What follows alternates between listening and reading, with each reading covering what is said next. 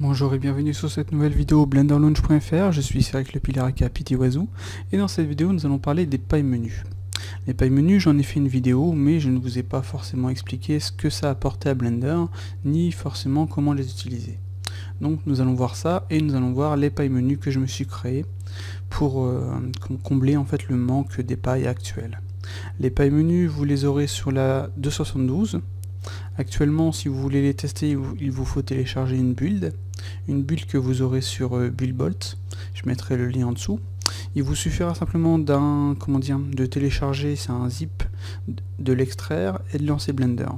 Donc l'avantage c'est que ce ne sera pas en fait le Blender que vous avez installé, ce sera un autre Blender et les seules choses qui garderont en commun en fait, ce seront les startup menus, le thème et vos pailles menus.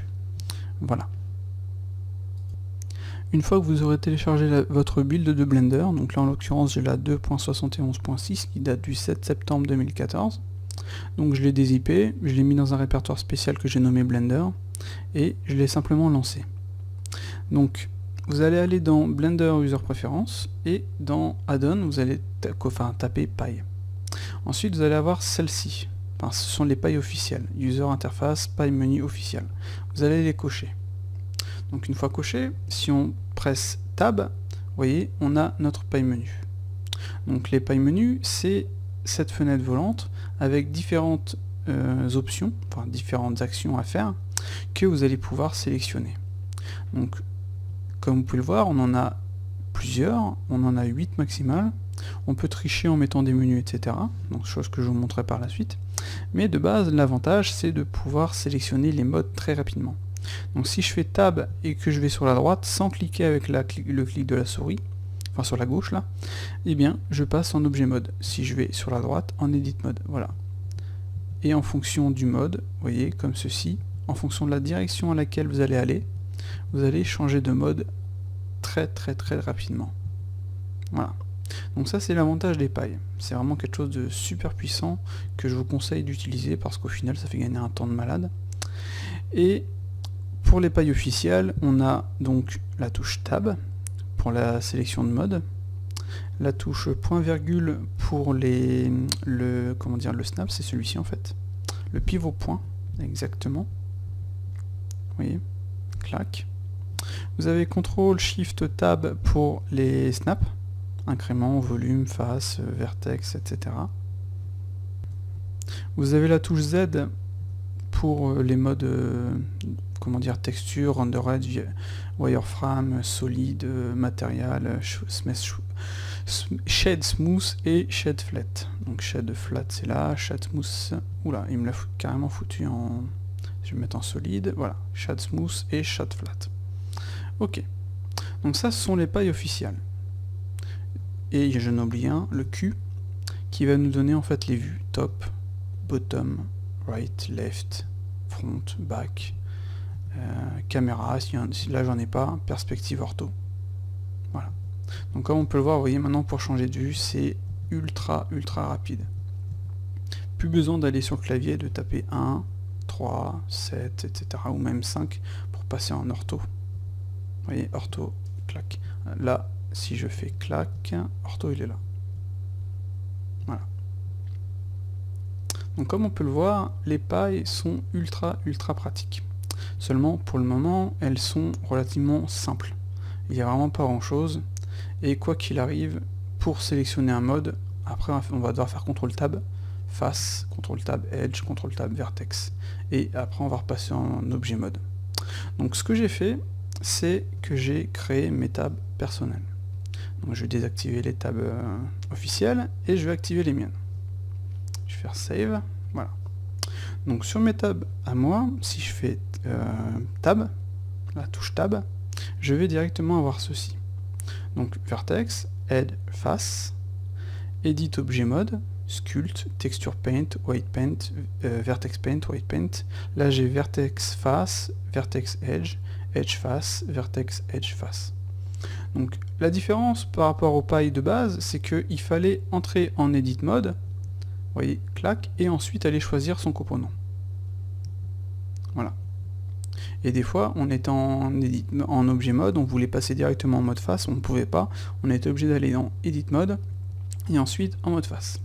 Donc ce que j'ai fait, c'est que au niveau du code, j'ai fait en sorte que si on sélectionne face, on soit direct en mode face. Edge, direct en mode edge. Même quand on est en mode objet en fait. Edge, j'y suis en mode edge. Vertex, face. Et je peux changer comme ça. Pareil pour vertex edge, enfin vertex face, etc. Je suis directement dans le mode, sans avoir besoin d'être en edit mode et ensuite de choisir le mode. Donc là, pareil, quand on veut sélectionner, vu que c'est des pailles menus, le component qu'on veut, vous voyez, objet mode, je peux passer en sculpt, edit mode, enfin objet mode, vertex, edge, face.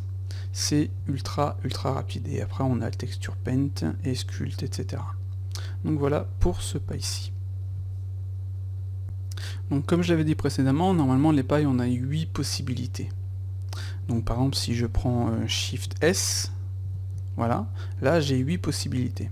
Donc là, ce sont toutes les options d'origine et de cursor to selected. Vous voyez, origin 3D cursor, origin to géométrie, cursor to selected, other, ce qui manque. Donc là, j'ai ajouté un menu à l'intérieur, donc c'est super pratique. Sélection to cursor, géométrie to origin, origin to bottom et origin to sélection. Voilà, donc ces deux-là sont des scripts que j'ai créés qui me permettent de faire à peu près, enfin vous allez voir ce que ça donne. Mais de base, vous voyez, si je bouge mon objet, voilà, mon pivot est ici, je fais Shift S et je fais origin to 3D cursor. Vous voyez? Donc c'est comme les... comment dire, comme les menus de base, sauf que là j'ai combiné origine et le cursor. Voilà. Donc on a vu origine 3D cursor, on a origin to géométrie, pareil. Clac, on a cursor to selected, comme on peut le voir là. Si je fais Shift C, le cursor revient à sa place. Hop là. On a les autres, hein, sélection to cursor, comme ceci. Faire CTRL Z, il veut pas, donc G. On a géométrie to origine, donc là la géométrie par rapport à son origine, voilà. Et ensuite on a nos deux, donc origine to sélection. Donc l'origine to sélection, vous voyez, je vais sélectionner des faces, je vais faire Shift S, origine to sélection, et mon pivot va se placer sur ma sélection. Si par exemple j'avais sélectionné ces deux-là, le pivot va être comment dire, là où il est entre guillemets par rapport à ma sélection. Genre si je me mets en vertex, vous voyez, je fais ça plus ça, le pivot est ici au centre, voilà. Si je le mets là, il va le mettre là, et si je fais Shift S, je fais origin to sélection, et voilà, le pivot va bien se passer par rapport à ce que je voulais. Donc même chose, Shift S, origin to bottom, et le pivot va se placer pile poil au plus bas du modèle et au centre de son bounding box, pour être exact. Après, je peux faire Alt G. Voilà. Donc en fait, le but c'est pour, par exemple, imaginons je crée un cube, ou une sphère par exemple. Voilà. Je fais Shift S, origin to bottom, Alt G, et voilà, ma sphère est bien placée. Je peux faire un freeze transform. Voilà. Donc ça, c'est super sympa. Donc j'ai essayé de faire en sorte que mes pailles soient le plus proche possible des pailles officielles. Genre si je fais Q par exemple, j'ai la même chose que sur les pailles officielles pour changer les vues. Voilà, sur celui-ci j'avais pas besoin d'ajouter des éléments en plus, comme j'ai pu le faire par exemple sur ce paille-ci d'édito, enfin de sélection de mode. Donc vous voyez, moi j'ai fait en sorte de pouvoir sélectionner le truc directement, plus j'en ai ajouté d'autres ici. Voilà. Donc au niveau des autres pailles, on a le CTRL Tab, donc là c'est le paille manipulator. Donc même chose, pas besoin de... Vous voyez, si je suis dans ce mode là de manipulator, il faut d'abord que je rentre ici et ensuite que je choisisse celui que je veux. Voilà, donc ce que j'ai fait, c'était de pouvoir entrer directement dans le bon mode. Voilà, histoire de gagner du temps. Rotate, translate, vous voyez, c'est vraiment rapide quoi. Voilà. Et tous les raccourcis de mes pailles en fait sont sur la main gauche. Donc c'est aussi un gain de temps énorme. Donc là au niveau de nos manipulateurs, on a translate rotate, translate scale, rotate scale et translate rotate et scale. Donc là on a absolument l'ensemble des manipulateurs qu'on a ici. Vous voyez, si on fait shift, on peut en sélectionner 2 ou 3. Voilà, c'est super pratique. Et là on les a directement, contrôle, voilà, là je fais les 3, là j'en fais que, hop là, je vais trop vite, 2, ici 2, et là 2, vous le voyez ici en fait. Voilà. Nous avons donc le manipulateur, mais on a aussi avec Alt Space en fait, les normales, enfin l'orientation en fait. Donc global, local, normal, view et gimbal. Donc là, un truc qui est dommage avec les pailles, c'est qu'on peut pas déplacer les éléments où on veut, parce qu'au niveau du code, ça va les placer automatiquement, d'abord en, comment dire, sur la croix et ensuite sur les autres. Voilà, mais enfin, de base, voici ce mode-ci, et donc c'est celui-là. Voilà. Le truc qu'il n'y aura pas par contre, c'est, imaginons vous êtes en mode face, on va activer le manipulateur translate par exemple, et on va faire CTRL ALT SPACE. Voilà. Et donc là, ça nous a créé un nouveau manipulateur, enfin une nouvelle sélection des normales, enfin de l'orientation, donc qu'on appelle face, enfin, qui s'appellera face. Si j'en fais un deuxième, ce sera face 001, etc. ainsi de suite. Voilà. Et donc ça, on ne l'aura malheureusement pas dans nos pailles. Ce qui n'est... je sais pas si ça doit être possible de le coder. Je vais voir avec la Pinège, mais pour l'instant, je pense pas que ce soit... Pour l'instant, ce n'est pas le cas. Voilà. Donc là, par contre, après, je peux m'amuser... oups là. Je peux m'amuser à remettre... ben non, c'était là, en fait. Control Space Global. Voilà. Donc comme je vous le disais précédemment, je me colle aux pailles de base et là j'ai CTRL SHIFT TAB, voilà, pour avoir les options de snap. Donc snap face, snap vertex, on les voit en fait ici, clac, snap on, snap off, volume, hop là, incrément, la ligne rotation qu'on a ici en fait, en fonction du mode dans lequel on est. Je crois que c'est en mode objet. Voilà. Non, même pas. Je pense que c'est en mode face. Voilà, il est ici en fait. Voilà. Et même principe que pour les autres, de base, il faut d'abord entrer en mode snap et ensuite aller chercher son truc, enfin son component. Et là, on peut, même si on n'est pas en mode snap, on peut choisir le mode, comment dire, face, le mode vertex, le mode edge, etc. Le suivant ensuite c'est le snap target avec active, median, center, closest qu'on a ici. Voilà. Donc là on a quasiment tous les éléments, donc ça permet d'aller relativement vite. Donc encore une fois, comme sur les, comment dire, pailles officielles, j'ai ajouté le menu shading. Voilà. Donc je l'ai un peu rempli, mais je pense que c'est la même chose que l'autre, sauf que solide il est en bas. Enfin bref, moi je préfère l'avoir en haut. Enfin bref, donc on a matériel, bounding box, solide, render, wireframe, shade flat, shade smooth, vous voyez. Voilà. Je peux mettre en bounding box, solide, shade flat, shade smooth. La différence c'est que j'ai laissé Z comme raccourci pour directement être en objet, enfin en, comment dire, en solide ou en wireframe. Voilà. Sachant que je ne change pas tout le temps de mode, je me suis dit autant laisser le Z ici, comme ça m'évite de réfléchir et de me dire attendez, Shift S et wireframe est à droite. Donc ce sera aussi rapide en fait, hein, wireframe à haut, droite, vous voyez. Voilà. Sauf que des fois je suis au ralenti, je prends tout mon temps, donc clac, c'est plus rapide au final. Donc là c'était tous les pailles qui correspondaient à l'officiel. Donc sauf l'édit que j'ai vraiment beaucoup modifié, comme on peut le voir. Le reste hein, c'est quasiment la même chose, hein, ce sont les mêmes. À des exceptions près de pouvoir sélectionner le mode directement. Vous voyez, ça ce sont tous les mêmes en fait que l'officiel. Et donc on va passer sur ceux que j'ai codés moi-même comme un grand, avec l'aide de l'API bien entendu pour certains éléments.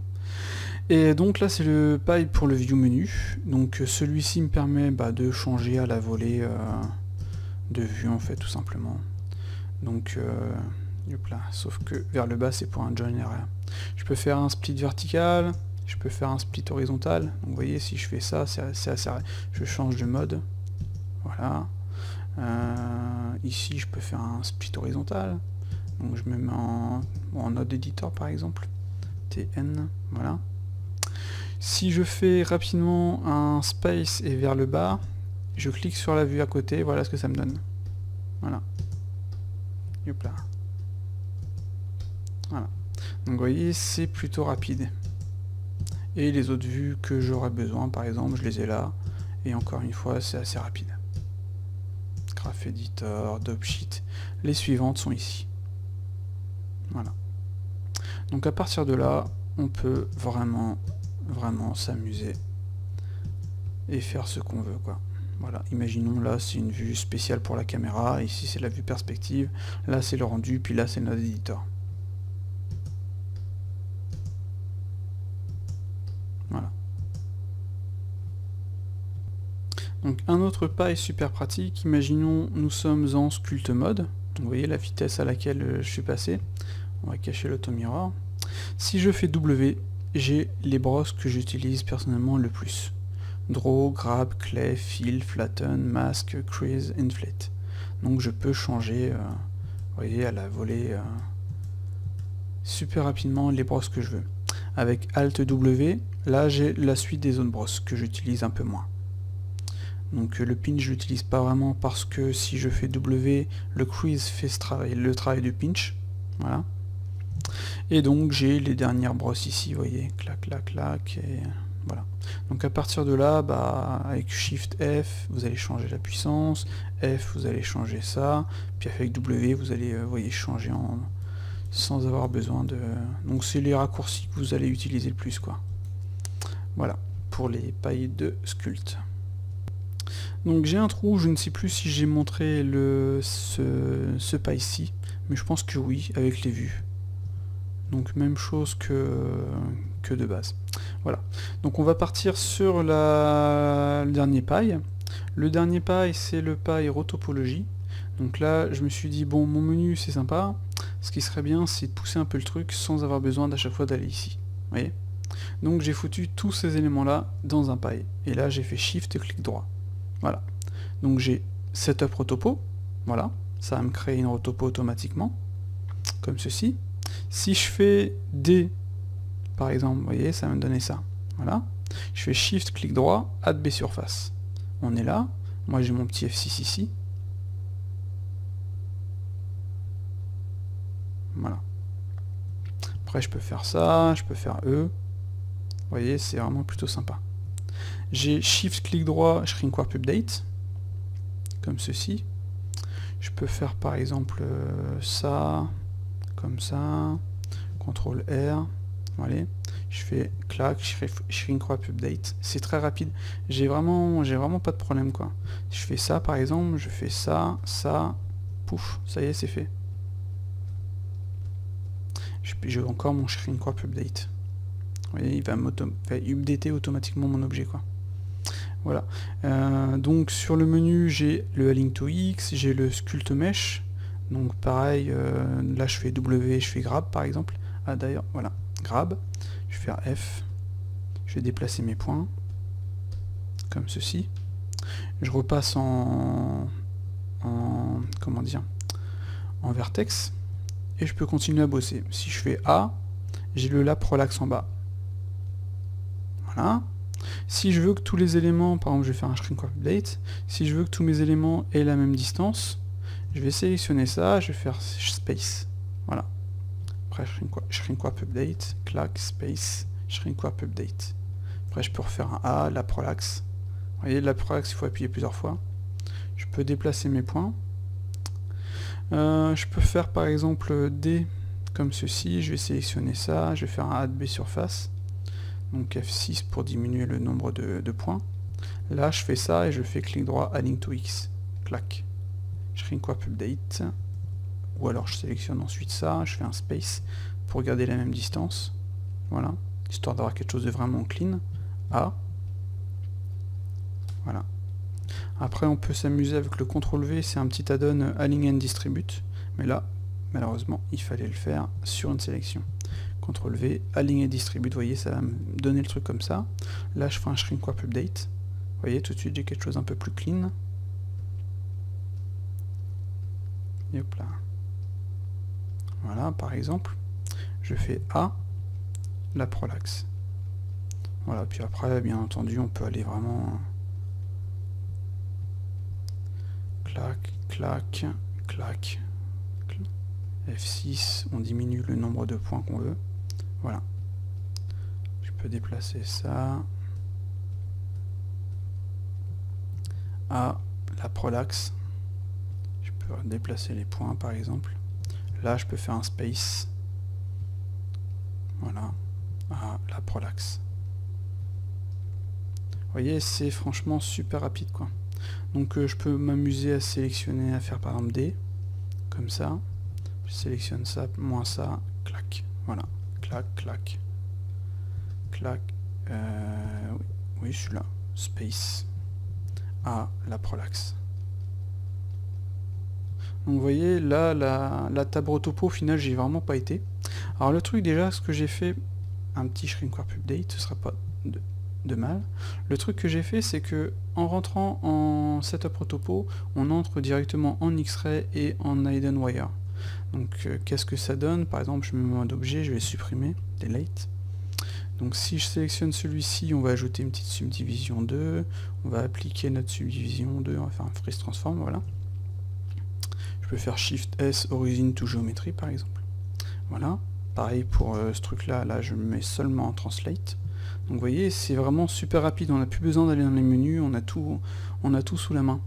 Donc je disais, le setup topo, désolé, le setup topo, dès qu'on rentre dedans, pouf, on va créer par exemple une surface, on va ajouter un B surface, on va faire un shrink warp update, et il va être directement en X-ray. Si j'enlève le X-ray, ce sera ça, et si j'enlève l'hidden wire, ce sera ça. Donc là, d'avoir pour la rotopo le mode en automatiquement X-ray et hidden wire, c'est franchement génial. Donc là, je peux faire youpla, clac, clac, clac. Ouais, donc vous voyez, au final, c'est vraiment super rapide de faire de la rotopo maintenant sur Blender.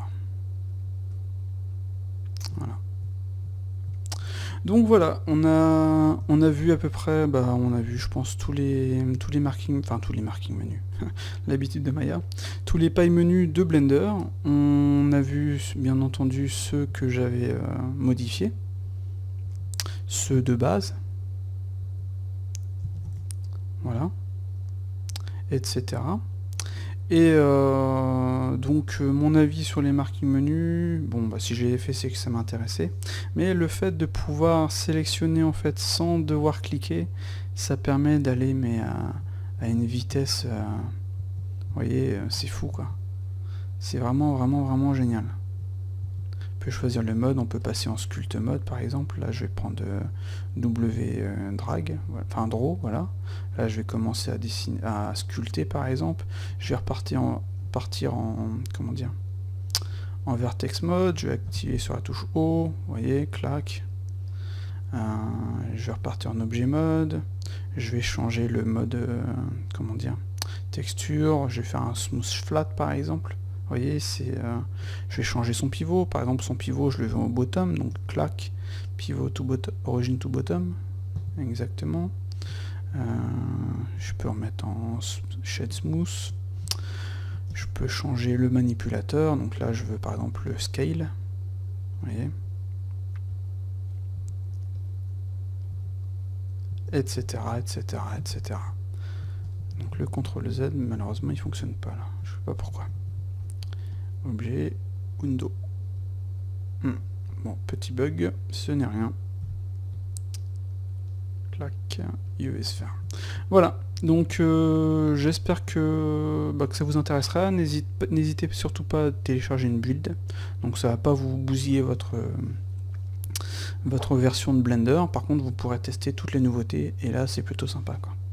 Et donc, comme j'ai foutu certains éléments dans mes pailles, vous voyez, c'était mes view menus par exemple, je les foutu directement dans les pailles, je peux bosser encore plus rapidement. Parce que précédemment, il fallait que j'ouvre le menu, que je cherche mon truc, et là, j'ai même pas besoin, je connais l'emplacement de mes points, ils sont ici par exemple, pouf, je gagne un temps de malade. Donc voilà, c'était un petit peu long, mais c'était le temps de présenter tout ça. Et donc si vous avez des retours sur le paille, enfin sur mes pailles, n'hésitez pas. Si vous voulez utiliser les pailles de base, n'hésitez pas non plus. Et je vous dis à la prochaine.